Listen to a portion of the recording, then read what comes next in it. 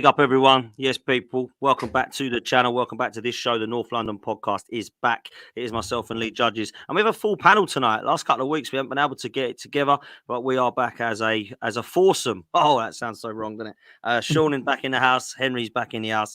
And I'm with Lee Judges. How are our Tottenham lads doing down here? I thought they were going to come and take the top spot again, Lee. What's happening? What's been going on? We've been up here for so long. Getting a nosebleed up here, Lee. It's been so long. Still plenty of time. You could, fall off a cliff, and we could just keep going. But yeah, I'm good, mate. I'm good. I'm glad to be back. Are you gonna live in that hoodie now, Henry? They're never gonna see you. It's the advertisement, isn't it? You know, I was wearing a black hoodie, and I thought, hang on, I've got to wear that on stream. Nah, you got to wear that. It's a class hoodie, like it's a class hoodie. To be fair, it's quite big up to you, man. That is class, and it does make me laugh. But how are you, Sean? Yeah, I'm good. Yeah, good to be back. Like echo Henry's thoughts about the pain of sitting down here on the bottom shelf. But as I said to you backstage, I feel like it might stay this way for possibly the rest of the season at the moment. Your form has picked up dramatically over the last sort of 3 or 4 games, and it's a well-deserved lead, I guess, in the North London race. So congratulations for now. It's not over. It's not over. There's a long way to go. It's a long way to go, and Spurs fans are desperate for it to end in pain for us. Let's start there, though, in terms of Arsenal, because, Sean, I'll come to you first.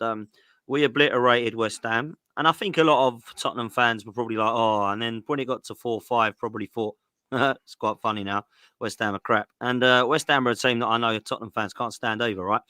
But and West Ham fans can't stand Spurs. But does it start to worry you now with Arsenal in the last few games? Now, the 4 games, we are playing teams, by the way, and this isn't me to put a dent in what we have done, because we have definitely improved, right? But we have beaten Palace and West Ham by 5 and 6, and they are a shambles at the moment, right? But the Liverpool game really did impress a lot of people. And Forest, a place that we haven't actually been able to go away and win for the last 3 attempts, we managed to do as well convincingly, really. I know it was only 2-1, but we were all over them. Have you seen a change since we did that winter break in Dubai with Arsenal? Yeah, it seems to have served you guys really well. You know, you've took a bit of time off, come back, and listen, I've heard a lot of people trying to make sense of the version of Arsenal that was on display the first half of the season. I've heard a bunch of different theories, and I think the one that I'm hearing a lot about, where maybe it was all by design to kind of keep you guys under wraps a little bit, save some stamina for the second half of the season. It seems like it's playing out that way. You know, I said to you guys, I think one of the last times I was on was after that Nottingham Forest game. You guys made it look easy up there when Tottenham went up there, bearing in mind that we're kind of supposed, or at the time we were supposed to be competing for the same sort of things. You know, and Henry and I were up there. It wasn't easy. Nottingham Forest is not an easy place to go. Then you did the Liverpool game, as you said, which was, I think, your best overall performance. The last 2 games, whilst you put the other teams away, I don't know how much of it was Arsenal are just unbelievably good and how much of it was West Ham and Palace being terrible. I mean, West Ham didn't put up a fight in any way, shape or form, and neither did Palace, right? You get the early goal against Palace, and a team that might want to come and frustrate and put the low block up, that only works if you get to half-time and it's 0-0, and then you can pinch something. But Palace conceded, super early, and then after that, their game plan has to change, and then you guys just went, took them to the sword. So, like I say, I don't know what the difference is, but when I was coming on your show earlier on in the season, I was saying, with all due respect, I'm not saying this just as a Tottenham fan. I don't think Arsenal are playing that well. I don't think you're as good as you were last season. I still don't think you were at the start of the season, but right now you're starting to see a really impressive version of Arsenal, and everything seems to be coming together, right? Your defense is at the moment fully fit and keeping clean sheets and just looking dominant. And it's as a Tottenham fan, it's a concern because I don't like to see it. But at the end of the day, it's you've got to give credit where it's due. Your team is brilliant defensively, and things are starting to tick at the top end as well. You're starting to get better form out of Saka. You're starting to see a little bit better form out of like Trossard and Martinelli on the left-hand side. And then when you've got Declan Rice pulling the strings the way he is, especially against West Ham, he was absolutely phenomenal. So you guys should be really optimistic about, what might just happen at the end of the season here in the Premier League and in the Champions League. I think the Champions League, I know we're not probably not talking about the Champions League tonight, but in the Champions League, I just don't see that much competition outside of maybe three teams, Inter Milan, Real Madrid and Man City. other than that, I think you've got the better, pretty much everybody in there over 2 legs, at least for now. Yeah, it's interesting, man. You know, we are going to talk the Champions League. We are going to talk Harry Kane, and we are going to talk Mbappe. But Henry, let's talk to you about this side of Arsenal, because there's a lot of people that have said to me that they're not impressed by Arsenal. Man City are going to win the league, and it don't really matter how well Arsenal get. Man City are going to walk it. People are forgetting about Liverpool, by the way, who actually are still top of the league as things stand. Do you think that looking at Arsenal at the start of the season and looking at Arsenal now, that your kind of opinion has changed at how Arsenal can win this league and can't win this league? Yeah, I mean, before the winter break, I mean, you weren't particularly in a fantastic place. You lost to West Ham, you drew to Liverpool in the league, you got knocked out of the cup. Then you went to the winter break, and it's almost like you've gone back to basics, playing fluid, attacking football. And one thing I will say is, as much as I, take the mick out of Arsenal on TikTok and that and other videos, but to score 5 against Palace and to score 6 against West Ham, still Premier League, they're still, been in the Premier League for a long, long time, those clubs. It doesn't matter what anyone says. That's 11 goals in 2 games. That is dominance as its finest. And the fact that you beat Liverpool in between those games now has kind of put a lot of the doubters to say, look, we are in this race to the very, very end. I do think you have got to bet your very, very best for the remainder of the season to win this title. It's such fine margins, because if you would have lost that Liverpool game, they would have gone 8 points above you. Then everyone would be coming out saying, is Arteta good enough? He's not the right man, because 8 points is a massive swing. But the fact that it's gone in your favour and you've beaten Liverpool, which I actually think is probably Arteta's best performance of the season in terms of the subs, the way you played. Because I thought, the first half, they were toothless. They had a jammy goal right at the end of the half. You battered them. In the second half, you went out and played exactly the same again. And right now, you're looking at your fixtures going up to that Man City game. Okay, it pains me to say it, but I don't see where you're dropping points. Like Newcastle at home and Brentford at home, that's 6 points. Porto at home, that's a win. Burnley away, that's a win. Chelsea, you never know with Chelsea what team's going to turn up. It's Sheffield United away. Like, if Arsenal go into that Man City game on the form they are on right now, that becomes, like I said last week, you'll see Don Robbie outside doing Captain America speeches again.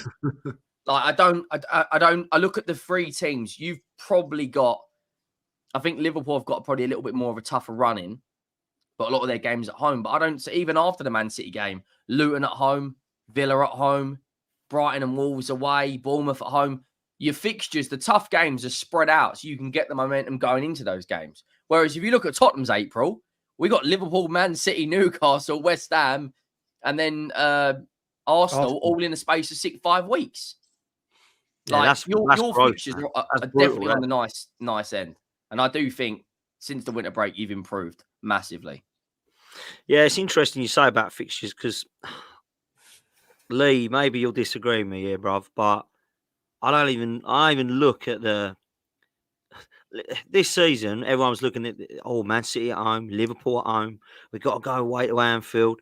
Well, we took 7 points out of 9 in those ones. We lost to West Ham and Fulham. So what I'm getting at is, if we start concentrating on the Etihad, we start concentrating on Old Trafford, we still got to go to White Hart Lane, we'll probably bloody wake up points there and lose to Burnley at the weekend or something. This is Arsenal, man. This is what we do. These little clusters that we have against teams that you think, how the hell have they dropped points there, man? And we did it last year. People forget. They think, we lost the league because we didn't beat Man City home and away. Nah, we lost the league because we couldn't beat Southampton home and away, mate. That's what happened. We couldn't beat Southampton home and away. Yeah, West Ham away as well.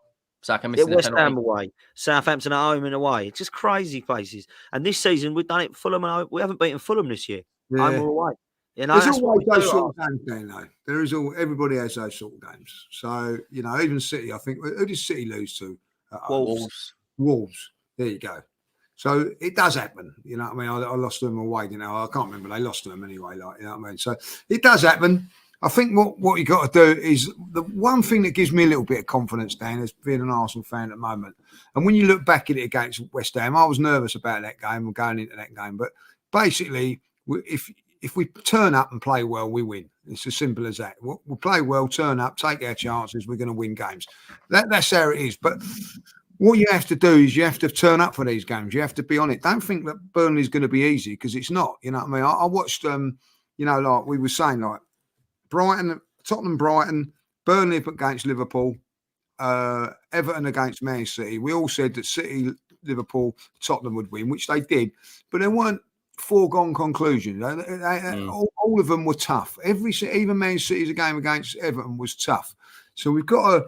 I know it's an old cliche now, and I can't. You can't help but look forward to the next game and whatever. Oh, I've got to beat Burnley, and I was just looking at one game at a time. Let's just concentrate on Burnley, beat Burnley, then see what happens the following week, and just concentrate. All we can do at this moment in time is just concentrate on ourselves. Don't worry about anybody else, because at the end of the day, you know, I'm like Saturday night, I'm thinking, you know, it couldn't have got no worse for a Saturday night. All of the teams around us won and all that, like, you know what I mean? And you're thinking, oh no, we've got to go to West Ham next day. And you know, I've had a sleepless night worrying about it, and we've won 6-0. So at the end of it, you just got to just see what team turns up. And if I know now, going to Burnley on Saturday, if Arsenal turn up, they win that game. It's as simple as that, like, you know.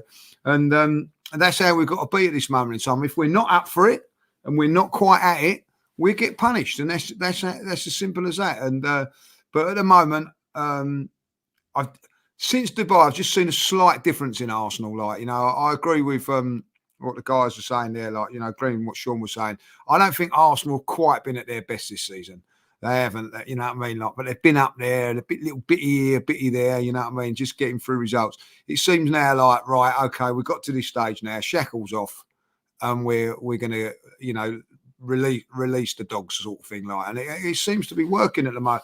You know, the performance against Liverpool was breathtaking. It really was, as Henry alluded to, like. But then to back that up with a 6-0 win against West Ham, you know, 6-0. You know what I mean? Like, it's our best away performance. It's their worst home defeat in 54 years. Yeah, So that just tells you. It could have been 8 though, couldn't it? That could have been 10. Could have been 12, mate. It was embarrassing. I think like with 20 minutes to go, we started making the substitutions, and I honestly think, like, I know you've got to do that for, you know, that's what happens, isn't it? Like, we could have actually have gone on, and part of me would have liked us to gone on and have a few goals, if I'll be honest. But, I'll take 6 and be happy with it, like, you know what I mean? He was bringing on Cedric, Ethan and Waneri, El Neni. They were all getting run out. It was like taking the absolute piss, didn't he? It was taking a piss, mate. It actually was. I was like, this is actually embarrassing now. And like, and then Lawless, I said, "Oh, your fans are leaving." No, they weren't. They were going to get a burger. They were going to get a burger. Well, bloody nice burger. They never come back. I was going to the shopping centre to get it. Well, they going to Westfield, mate. They're going to Popeye chickens, mate. That's what they were doing. Unbelievable, man. Unbelievable. Sean, is Declan Rice the signing of the season to you, or player of the season, or is he neither? What, across the Premier League? Yeah, from what you've seen so far. Sorry.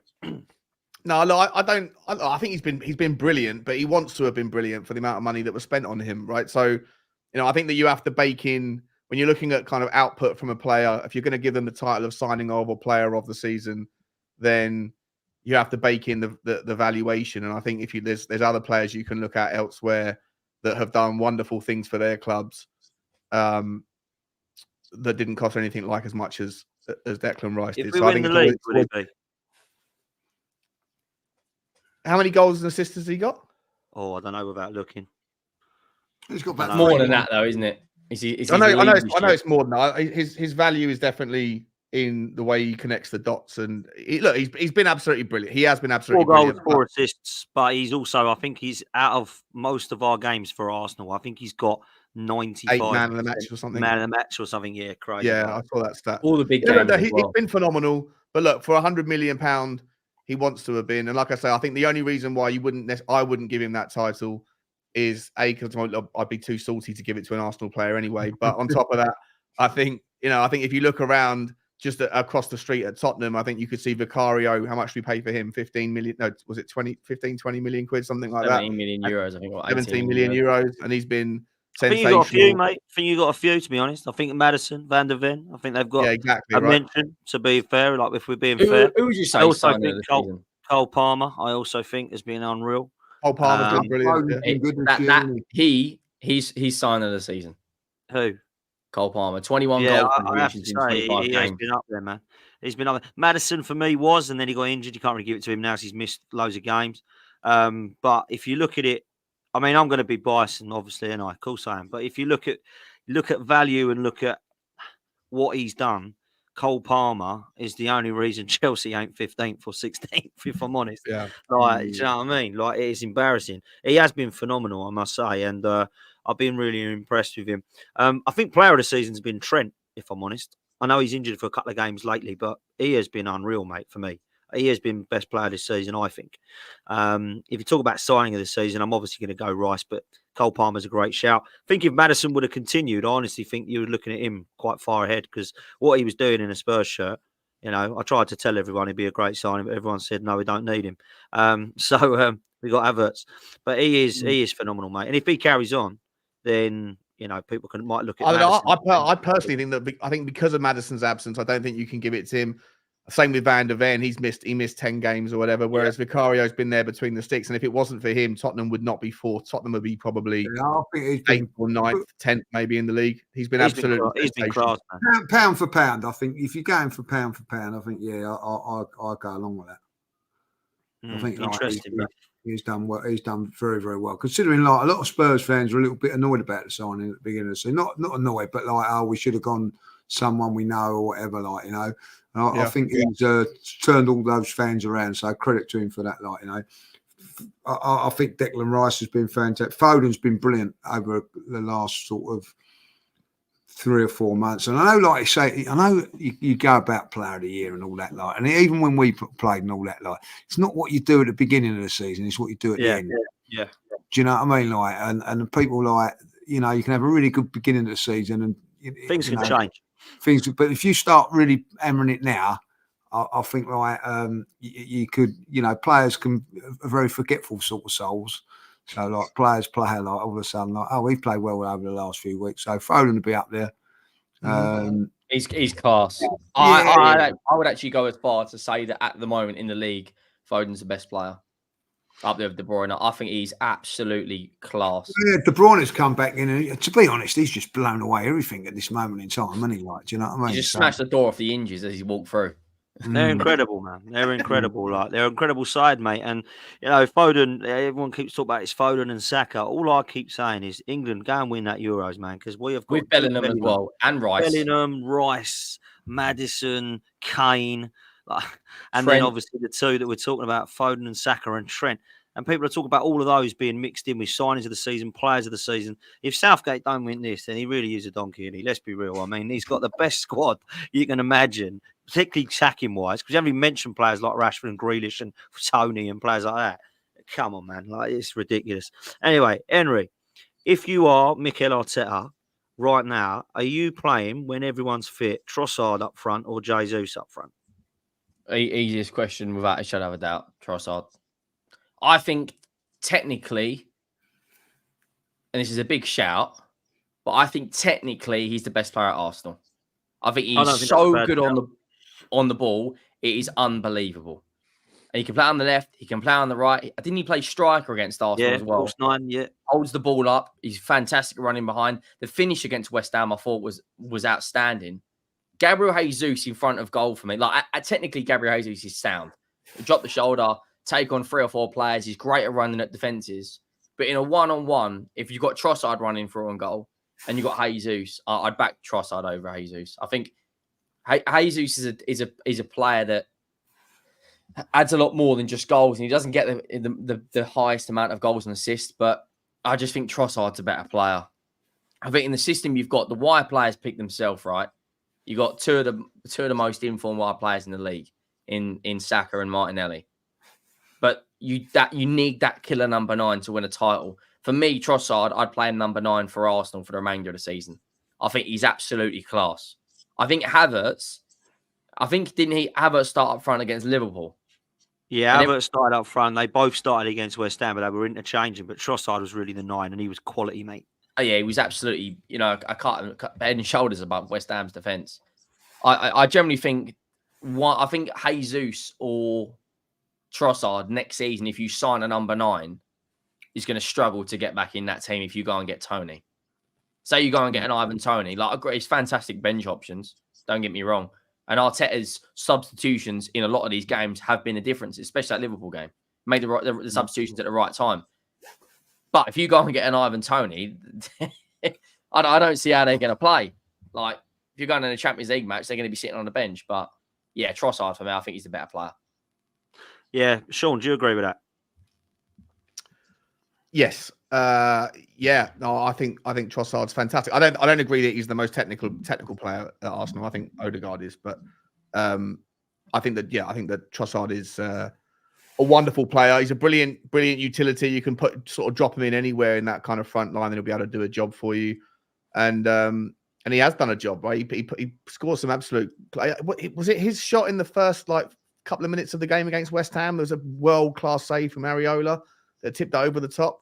Oh yeah, is that right? That was Trossard. Yeah, yeah. Look, the guy, he's fantastic. You know what? You need players like him. Sometimes when teams like Arsenal, again Tottenham, if you're going to play against teams that sit in and do the low block, and you can, I think you guys are struggling with it a little bit against Forest, where you kind of play that horseshoe football, where you move it up the right, and then you kind of sort of recycle it, sort of right to left, and it gets up the top, and you're trying to find that perfect pass.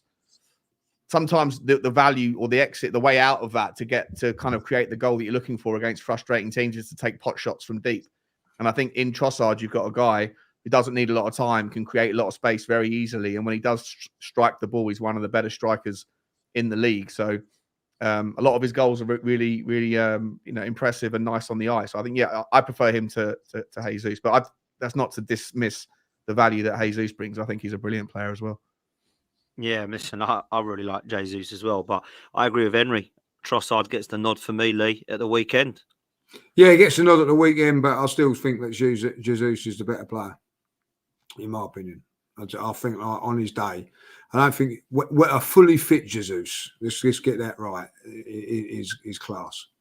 So, and don't forget, against Forest, if it weren't for him, we wouldn't have won that game. But listen, Trossard's come in and, has been fantastic. I thought he was brilliant. When he come on against Forest, when he come on as a sub, really impressed me when he come on against Liverpool, and he's really impressed now on a start. You know what I mean? I think that's his first start over these last couple of games. Brilliant. And he needed to be, really, when you think of the players that we had out, so I think at the end of the day, we've got Champions League coming up. They may look at it, looking at a few players there, maybe, what I mean? But for me, I'm looking at it and thinking maybe it's a difficult one, but I'm definitely going to go for Trossard to start this game on at the weekend without a shadow of a doubt. No, fair play, man. Let's do some predictions for this one, because I've got a few questions to ask afterwards. Arsenal, Burnley, Lee, what are you saying? 3-0.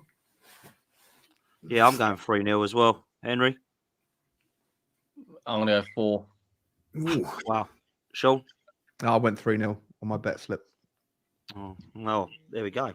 3 of us said 3-0. That probably means it'll be 1-0. To Burnley. What do we know? What do we know? What do we know?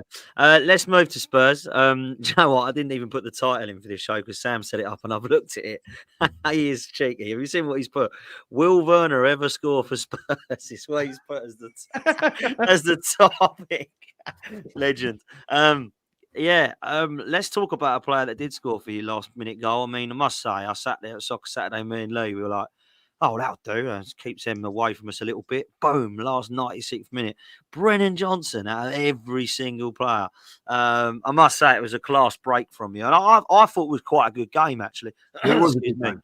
I thought it was a good game of football, and I thought it could have been quite close. Either way, even closer if you get me more goals. Obviously, Welbeck has missed one. Ansu Fati, I mean, what a sitter that was. He missed there. That was poor, man. But Tottenham had their chance as well. I thought it was a really good break from Spurs, to be fair. And I thought it was a bit of poor defending from Estupiñán. I mean, what was he doing? I mean, he's stopped, then he's fought back, stick his hand up. It's just bloody defend it, man. What are you doing? So that was a bit frustrating from other fans' point of views, but obviously it was amazing for you guys. You've done that quite a bit, Sean, this season, Tottenham. Lastminute.com. Yeah, man, you've done it. I can't even remember the games, but there's been about 3 or 4 that you've done. You've Sheffield also United, conceded some. Liverpool, Brighton. We won that. We took the points against Wolves. We lost the points against Everton. We dropped points, dropped 2. Like there's so we got like if you're paying for a ticket to Tottenham, whether you're going home or away, you stay for the full 90. Never leave early. Never leave early because it all happens. All the drama happens late. It's great as a Tottenham fan. Like it's nothing I asked for when we were the tail end of the Conte era. I was like, please, just the next guy, please give me entertainment. I want the success 100%, but I don't want the success at the sacrifice of enjoying going to a game. It's for me, it's the most important thing is to be entertained and to enjoy the process. And hopefully, once you got that in place, then you build. And with Big Ange, that's exactly what you've got. You've got 98 minutes. You've got value for money. You get the ticket is worth every pound. But the football at times is, there's always risk at both ends, right? Like, if you go 1-0 down, that Tottenham are still in the game. If you go 1-0 up, the other team are still in the game. Even if you've got a 2-goal lead, it doesn't mean that they're not out of it. And I think that's great, but I think the Tottenham need to tighten up a little bit. We make sloppy mistakes. We switch off. We seem to always start the games well. And Brighton was a perfect example of a typical game. We start well, then we sort of fade away in the first half, and then we start the second half, come out of the traps flying, and then we give up opportunities late, and then whatever happens. But look, it's exciting being a Tottenham fan, but it's not for the faint-hearted. The heart rate needs a breather after the sort of 100 minutes at White Hart Lane. And Brighton was a typical performance. Lots of positives, but loads and loads of negatives. Brennan Johnson. I think Brennan Johnson is a good metaphor right now for Tottenham in that it's young, he's excited, he's got a lot of potential, but he still can be absolutely woeful at times. He gets on the end of crosses late, scores a couple of late goals, splits the fan base. Everything about Brennan Johnson represents kind of a lot about what Tottenham are doing right now. Lots of things to improve, lots of positives, but still a lot of issues with, especially our defensive side. At times we can be torn open. But overall, look, I came out of the game and I was like, I don't really know how we won it.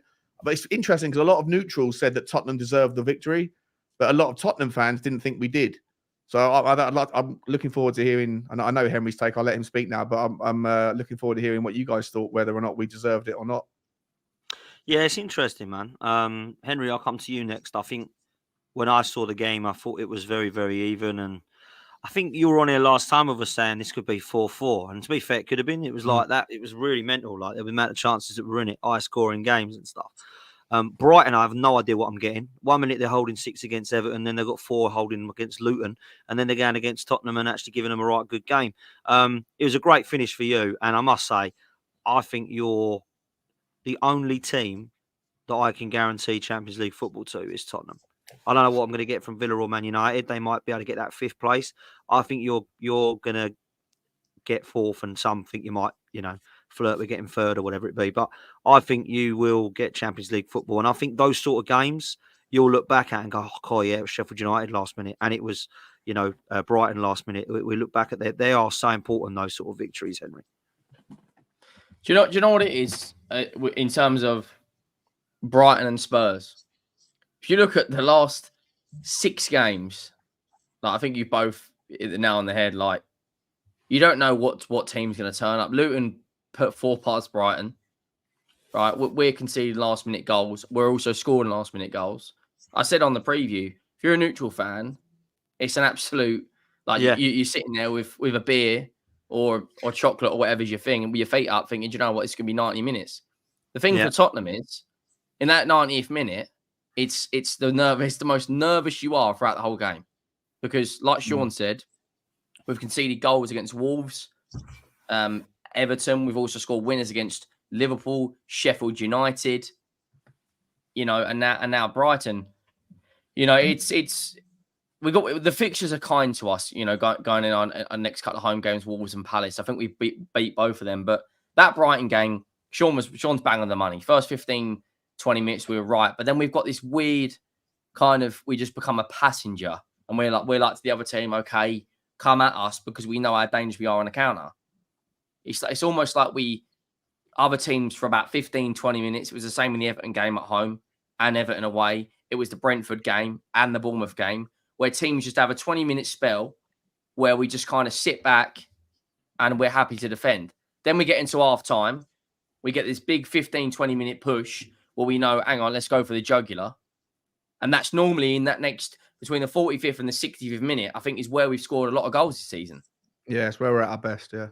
And then after the 65th minute, we kind of coast again to about the 80th minute, and then we go for it again. It's almost, and I think part of that is because of the system, because it's so, 7,000 revs in gear one, going 40 miles an hour up the A12 before you've got in second gear.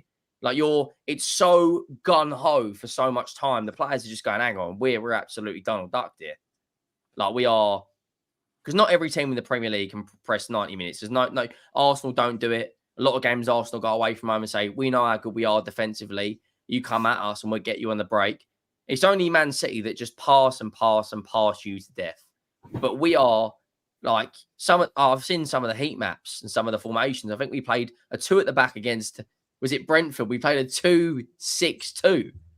Like what sort of that's like Johan Cruyff football. It's like, but that's the thing. You never know what you're going to get. But it is Henry though, right? When you say like, if for that second half of the first half, we sit back and say, come at us. We sit back, but with a high line. So like we have, it's weird. Like we let them have the ball, but we still have this ridiculously high line where we're 10 or 6, 7, 8 yards higher up than we need to be. If we're going to conserve energy, if that's what it is, or whatever the catalyst or the rationale for why we let them get into the game in the sort of second quarter, if you like, we're doing it with a high line. And then these teams just pop the ball into the channel or split us open. And then it requires, to get out of trouble, it either requires a worldie save from Vicario or some Usain Bolt level pace from Van der Ven to get back. But I don't understand why we sit with. It's one thing to sit with a high line and press and get the ball back and go for it, but the midfield aren't pressing at the same time as the line is 8 yards further up the pitch than they need to be. Against Brentford in the first half, we had Romero and Van der Ven, who were the furthest 2 back, and they were 8 yards outside the Brentford penalty area. Like everybody was squeezed into the final third. And then as soon as we make a mistake, there's so much space behind that it's I think Henry hit it with the gung-ho narrative. It's so much risk. And it's unnecessary risk at times. We're so easy to counter. Like if we play like that against Arsenal, and I think Arsenal statistically are the best defense in the league. If we play like that, and it's almost like the second half, we did play that against you last season. You crucified us first half. You're like, okay, come on, come at us. If we play like that against you lot, with Trossard, Odegaard, Saka, Martinelli, and Jesus on the break, with kind of Rice putting the strings, we will get crucified.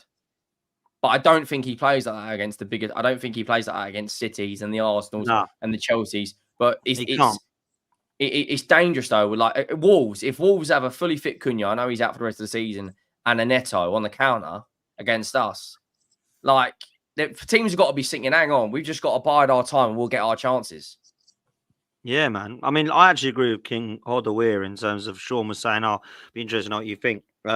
Both teams caught out by the press. No team really dominant. I think that draw probably was fair, if I'm honest. But listen, you're not going to complain about that. But I wanted to bring up a couple of comments, Lee, from Ronnie. Because big up to Ronnie as well, man. He ain't fancying Spurs. As an Arsenal fan, I suppose he wouldn't. But he says, Dan, Spurs won't get top 4 in my opinion.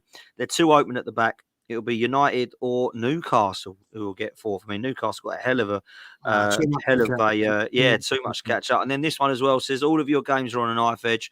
As much as you love this Ange ball, it's definitely not sustainable. You'll see the results of this come the end of the season. What do you make of that, Lee? Do you think that this Ange ball is sustainable? Well, it's been sustainable so far, if I be honest.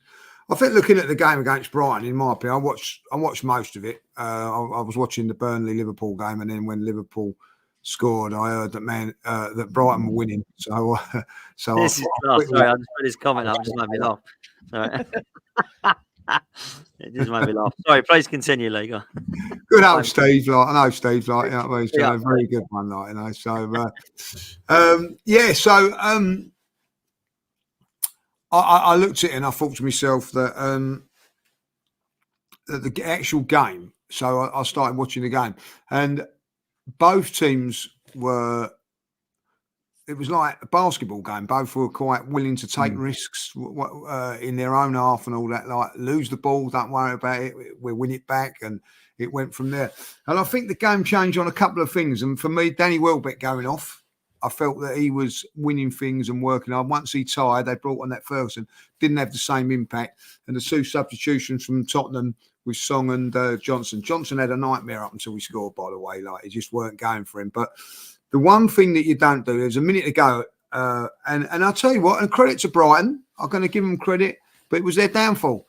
Instead of saying, do you know what, we've given it a good go here. There's a minute to go. We'll take the point. They went for it again, like, and they got caught out. They left too many people back, whether it was a corner or a offside or whatever, and they left themselves short. And I'll say it and I'll say it again. Tottenham are one of the best counter-attacking teams. Going back years ago with Harry Kane, Song, and whoever was on the wide at the time. I think it was the fella that played, the Argentinian fella. I can't remember. Lamela. They used to hit you on the break, and they're very, very clinical. And when you look back at that, there was an overload, and I went, oh no, like, you know what I mean? And you just knew what was going on. As soon as Cross put that off, went to telly, see you later. Didn't even see it in the back of the net. Turned off. You know what I mean? Like, because you knew what was happening, like, you know.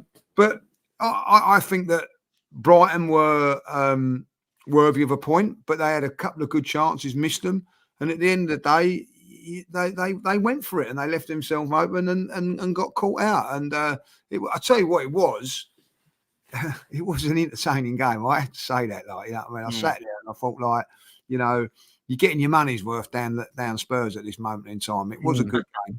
And, you know, the keeper made a couple of good saves. The defending at times from both teams was not the actual defending, it's the playing out from the back. I'm thinking, God, if you do that against a real clinical side, what they can do to you, like, you know.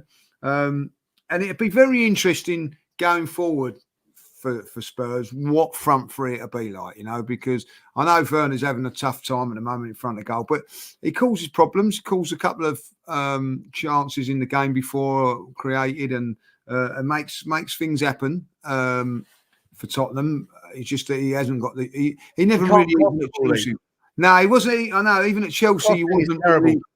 He wasn't really that. He was like all pace and everything like that.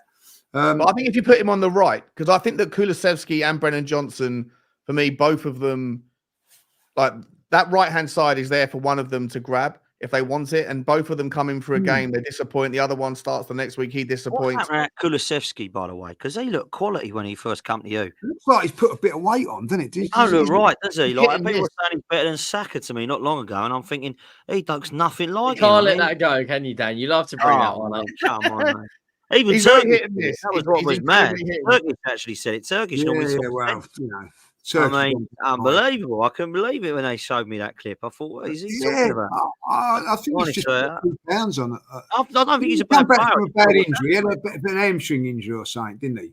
Yeah, last year he was rushed back from a hammy, and then he went again. Maybe not probably training as much as he should do. I don't know. Sometimes that can help. I don't know, but still good play. What Spurs have got to sort out their midfield. Who they going to go within that midfield? Because Højbjerg comes on and he gives you something. I think is your best. If you're going to play a holding midfield player, he has to play because he gives you that little bit more stability than everybody else.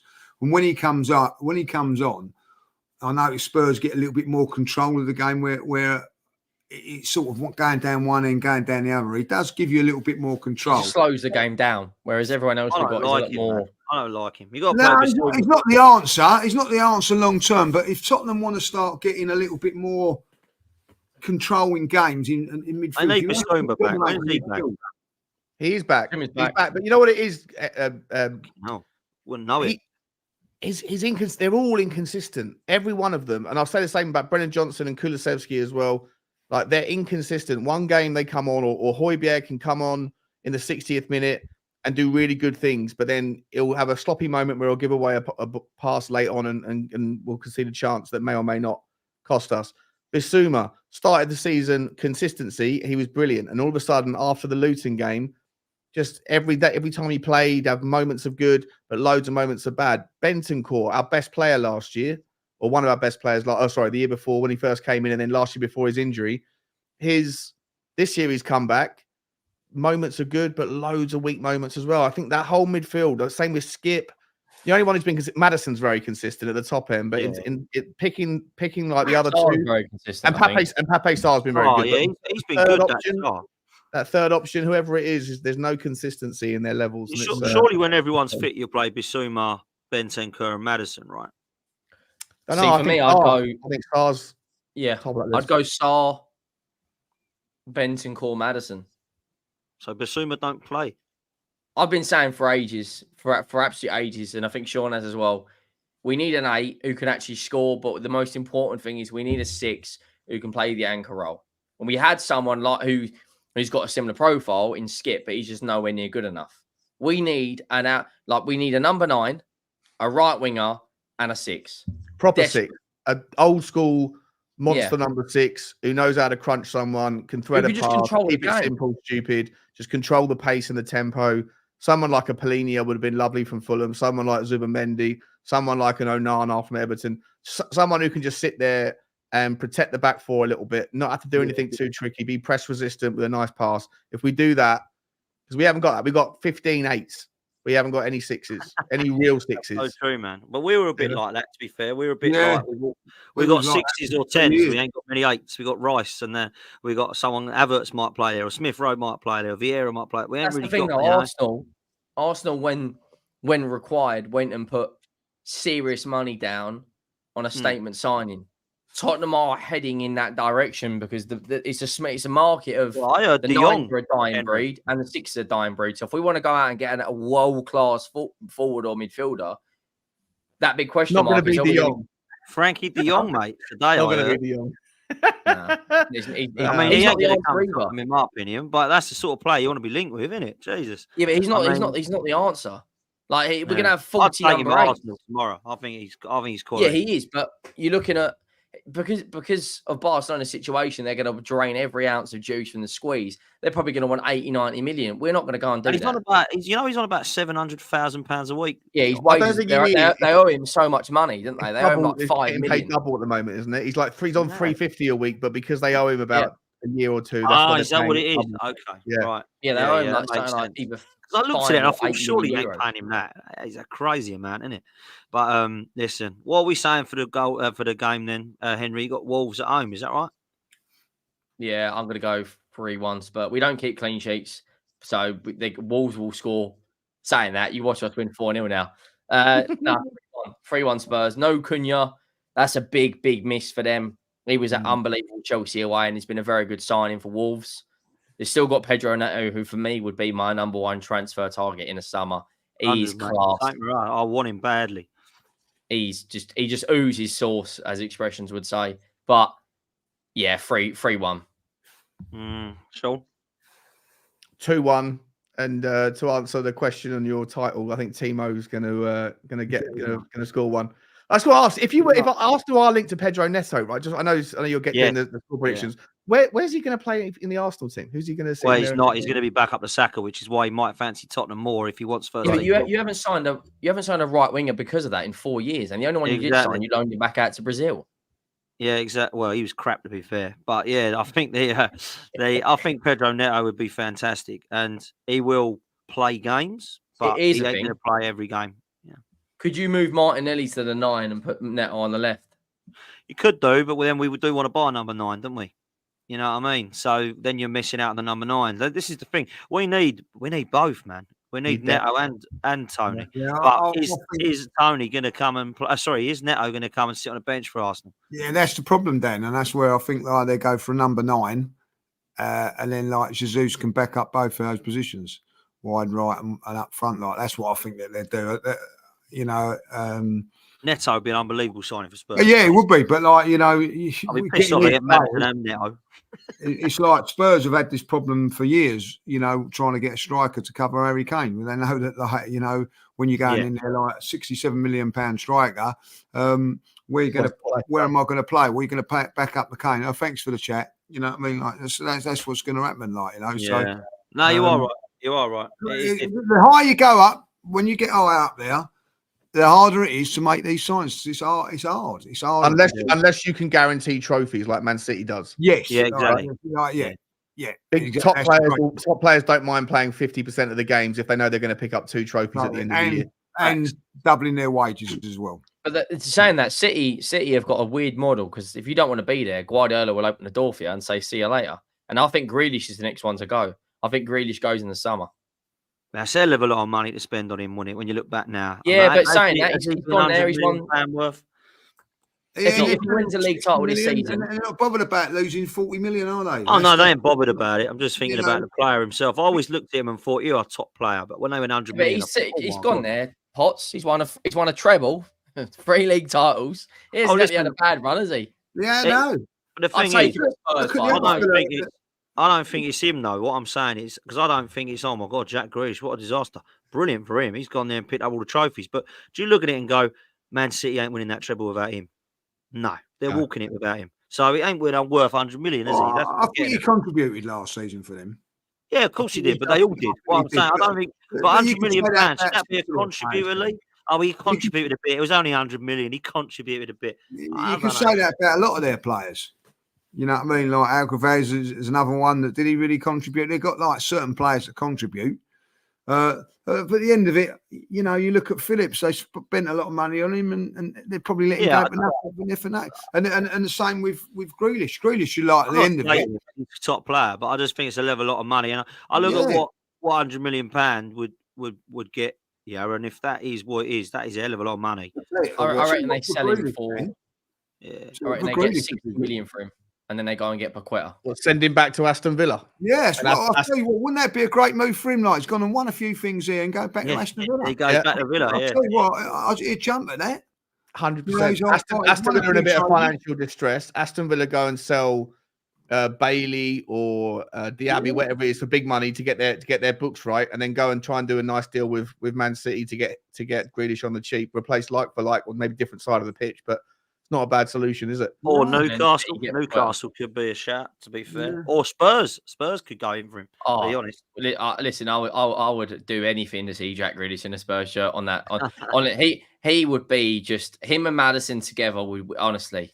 I think those two would have too much fun together. They'd be nipping off to Ibiza on a Friday night, not rocking up in time. Getting on the old terrace. I'm going to be really honest about it. I don't think Pep likes all of that.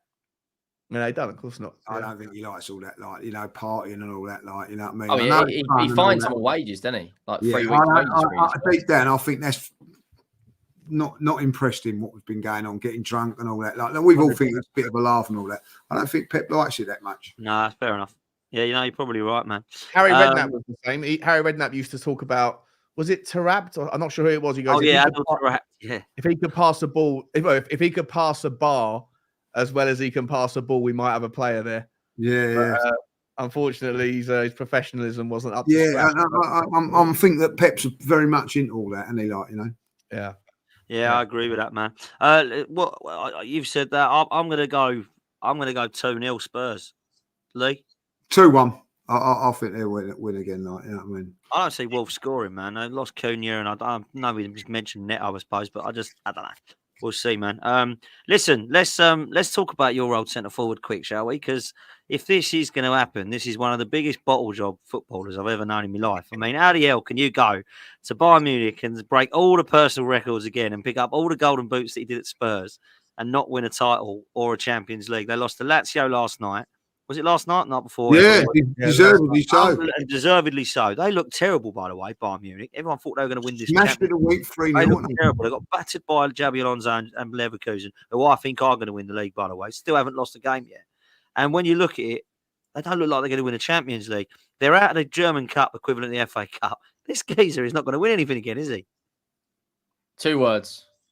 There's one guy that's going to go there, and they'll go on a run, and they'll win the league. And that is Jose Mourinho. Wow. He's linked with him. He's linked with him. I see that today. There's a little... I reckon they'll sack him. I think that he's under pressure, isn't he? He's under pressure. I honestly think that if that does come up, you know, he's one lucky. He's got to be singing, "Hang on, Dyer and Kane are there, can get the band back together, win a league title." He could actually see that happening. And listen, Harry Kane's a wonderful footballer, but you know, this is now. I know a lot of Spurs fans are laughing about it as well, but you know, it's unbelievable if it was to happen.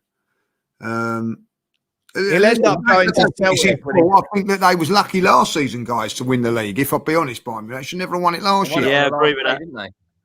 You know, so it's a shame, isn't it? It is, for me.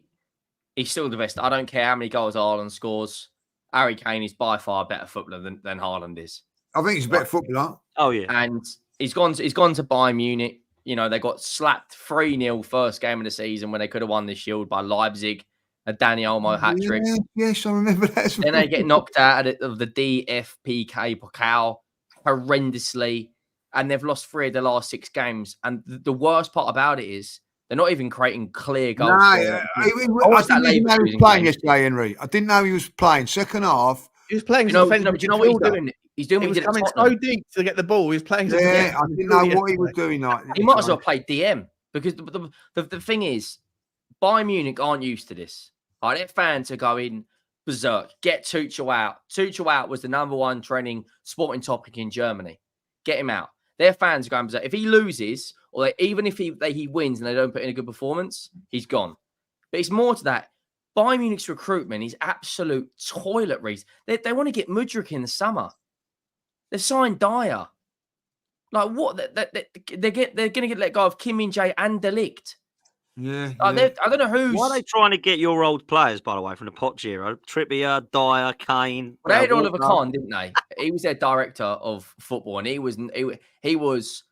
We've got to win every game. We've got to play fantastic football, and winning's the only success. Now they've brought in a new guy who's kind of like, hang on, let's calm things down. There's other teams around. Bayern Munich have won 10 leagues on the bounce. Yeah. Xabi Alonso's only been a manager for 2 seasons, and he toyed with them. I know the possession stats will say, oh, they only had 38% of the ball. Bayern Munich couldn't get the ball. It was in their defence. I mean, Frimpong, he might as well played on the bench because he had nothing to do right down that side.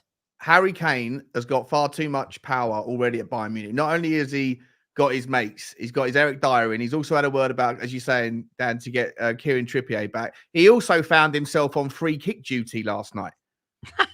How does Harry Kane manage to get himself on free kick duty at Bayern Munich? Have you seen his free kick record at Tottenham? I think he went like 29 games on the bounce without getting a shot on target from the free kick spot. Ultimately, what's going to happen is he's not going to win a trophy at Bayern Munich. He's going to sign for Celtic at 35 years old, thinking he's going to get a shoe-in, finally lift the SPL, and then Hibernian's going to lift the trophy. Himself fucking Dundee are going to come through and win it like that. Right? So. I reckon he gets sacked this weekend. They've got VfL Bochum, who are basically a championship side. I reckon Harry Kane will bag an hat-trick and they'll still lose 4-3. And then after that, they've got Leipzig, Freiburg, and then they've got Lazio. Like, if they get knocked out of the last, they get knocked out, he's gone. Whatever. I think that's the worst Champions League campaign since they've had them when Liverpool. Would you take won him back? The Champions League. Huh? Would you have him back at Tottenham? Oh, absolutely. You put Harry Kane in this team the way we're playing, we'd be right where they are above us. We'd be right where Arsenal are. Yeah, but then you don't win that win because you ultimately like they got the curse back. Yeah, but he's a 30-goal season striker, right? In the system we're playing, he would absolutely. Oh yeah, you know what, Henry? Everyone, all these Richarlison, you know, I like the person, really like the person. I'm very happy he's turned the corner. Sitting there giving someone a shirt. Like, not a fan of the player Richarlison. Don't think he's good enough, but he scored 8 goals in 9 games, whatever it is. And people are saying, "See, Sean, you're wrong about Richarlison. He's a brilliant player." I'm like, no, I think it's the system. I think if you put a proper striker in there, if Richarlison scoring 8 in 9, I think Kane a proper striker scoring 15 in 9. Yeah. Oh yeah. Listen, here's Harry Kane gonna make Tottenham better. Yes. Do you know the sad reality about it? I don't know why that's a debate for me. It's stupid. Yeah. Like it really is crazy. The sad reality is Harry Kane might have the best possible chance of winning a trophy this season with England.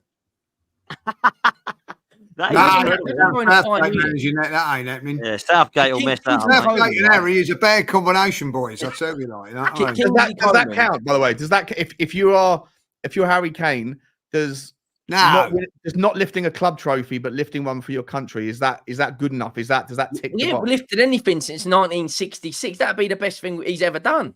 Is it better? Is it better than lifting a club? Yeah, absolutely. Week out, Sean. Week in, week out. You know what I mean? Like, nah, but come on. The amount of pressure England players have with the media, us fans, Leo done it again. Harry Kane. We should have won the Euros last time out. Yeah, we should have. Right, we could have easily won, Sam, by now. Listen, last thing we're going to talk. Last thing we're going to talk about. Big up Shade Tanya says, "Bin Havertz and Eddie and go and get Mbappe." I want to talk about this because I think he's Madrid bound, and I think it's obvious he's Madrid bound. But do you see any other clubs that might come in for him? Not go there, but do you see any other club that's going to bother the ambition of going for Kylian Mbappe? Arsenal, Liverpool, City. Too much money. It's too much money for. Do you know what Arsenal would have to do for their wage bill to just sign Mbappe? Odegaard, Saka, Martinelli, and Jesus have to go. To pay his wages. Can't do it. No team in England can do it. I don't know how Real Madrid can do it. Man City let Grealish goes and Bernardo Silva goes, Man City will be able to do it.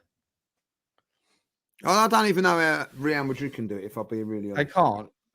They will do it. Mate, he's Florentino Perez. He will 125 million pounds. He's going to have. He's going to have. His agent's going to want 25. Right. What are we doing here? It'll dig into the Earth's crust. Find about another 900 litres of bloody oil. Sell it. How many shirt sales do you think Real Madrid would sell in the first week with Mbappe on the back? He would do 100 million euros worth of shirt sales in the first month, probably. Way more. So they'd pay the signing on fee in shirt sales in the first month. Yeah. So the signing on fee is thing people forget 50 about to 100 million. Then you got his image rights. That's another 25 million. The agent will earn 30 million. Plus, there's a clause in his contract at the moment that if he goes to Real Madrid, Madrid also have to pay PSG some money because he's leaving for them. Plus, the Galacticos 2.0 is reborn. Bellingham, Mbappe, Vinny Jr., Camavinga, Tchouameni, Valverde. Like, you're talking, and they still won't win the Champions League because Man City are there. But you are talking... They will dominate world football for the next 10 years. Yeah, it's going to be scary, man. And I think that's why we've got to win it this year, Dan. Yeah, man. I think it's going to be madness. I think he goes Real Madrid. It's going to be mad. But yeah, I don't know. I kind of think we're all on the same page there, really. Just quickly touch on the Champions League. I know that it's obviously back now, and I wanted to get your guys' thoughts on the kind of teams that you're putting forward. I imagine they'll be similar. But who do you think is going to go all the way in the Champions League, Henry? I'm just going to upset a lot of people here, but they don't want to hear that name again. But it's going to be Man City to retain. I looked around Madrid the other night. They were okay against Leipzig. Bayern Munich, absolute toothless. It generally could be, and it pains me to say it. But I look at Inter Milan. Yeah, I think they could, on their day, they could beat you because they will just stink it out against you. But Arsenal should be afraid of anyone other than Man City and Madrid. But I do think when it comes down to it, Guardiola's done it time and time again, and I think he retains it. All right, me and Henry are on exactly the same thing then. I think that is exactly what's going to happen. And I agree. I think Inter Milan have got a real good chance of upsetting people. Real Madrid, because of who they are and how they can play. Bayern Munich, not been impressed. If I'm honest with you, could eat me words. Saying that though, Danny, if Man City get Real Madrid in a semi-final and you're on the other side of the semi-final and you get through to a final, it's only, Chelsea did them in a one-off game. Yeah. You've beaten City. Then you beat City in a semi-final a few years ago. Like they are beatable. And the finals at Wembley. The draw is rigged, mate. You know the Champions League draw is always rigged. Yeah. There's no. I think they'll save Man City, Real Madrid as best they can. Man City will get PSV next round. Well, that was like at the end of the day, PSV could have got Man City this round, and they didn't. You know what I mean? Like, or Lazio, Man City this round got Copenhagen, and what was it, Lee? Copenhagen ain't played. Copenhagen ain't played for 3 months. You know what I mean? Like 2 months. Like, crazy, isn't it? And you know, they've gone and got PSG have gone and got Sociedad. They're 2-0 up already. You know, so Yeah, it's mad. Yeah. It is mad. Listen, Man City are favourites to get the treble again. Yeah, I think they'll do the treble again. Yeah. I think they'll do the treble again. If he does the treble again, does he go down better than Ferguson in the 100%. Of course, yeah. 100%. And I think he probably already is, if I'm honest. And some people say Leeds are sitting there thinking, "Hang on, I remember the battles." But Ferguson's just, I don't know. Ferguson was outstanding, but as honestly, I'll say this. I was saying this earlier with Saeed on my channel, and I said, right, I do not remember when Ferguson was managing. I don't remember the world of football saying, let's play a false nine, let's get an inverted fullback, let's play tiki-taka, let's play it out from the back, let's get our goalkeeper good with his feet, let's get our number 6 to do. That's all Pep. That's not all Ferguson weren't doing all that. Ferguson was unreal, by the way. I'm not slating him, but he has changed world football, Pep Guardiola. European football. He's done it with Barcelona, Bayern Munich, and now Man City. And I'm not disrespecting Fergie, but I hate it. He's had a lot of money to do it. He's the best, mate. He's had a big money to do it, but so did Ferguson. To be fair, Ferguson. Fergie did as well, man. So I argue that Pep. I think Pep's like. He's incredible, mate. Like, that was incredible. I understand when people say Klopp's done better because he didn't have the resources. That's a different argument. But if you're talking about when you give managers everything, he is the best for me. Like if you said I want a manager and I've got all the resources here to go and win now. The thing is, where does he go after City? Like if he wins a treble again with Man City, he's not going to go Spain. He's already done that. He's not going to go. Does he take on a challenge, kind of what Jose did? Does he take on a challenge of could he potentially go to Newcastle? No, I think he'll go out of England and I think he'll go and do it in Italy or something like that and then go do it. Or he might go manage internationally, yeah. Internationally, or he go back to Barca, yeah. He could do that. I don't know. Who cares? Listen, who cares? It'd be lovely to see him go, I'll tell you that. None of us have got a chance with him there, have we, really? Let's be real. That's the way I see it. Anyway, boys, absolute pleasure, as always. Henry, how can people follow you, mate, and what you got coming up? Yeah, just Henry Wright TV. Watch along Saturday against the Wolves. Be an interesting game. And then obviously all the instant match reactions and probably the same as Sean, just putting out the daily ramble. But yeah, Henry Wright TV, that's where you can find me. And pleasure as always.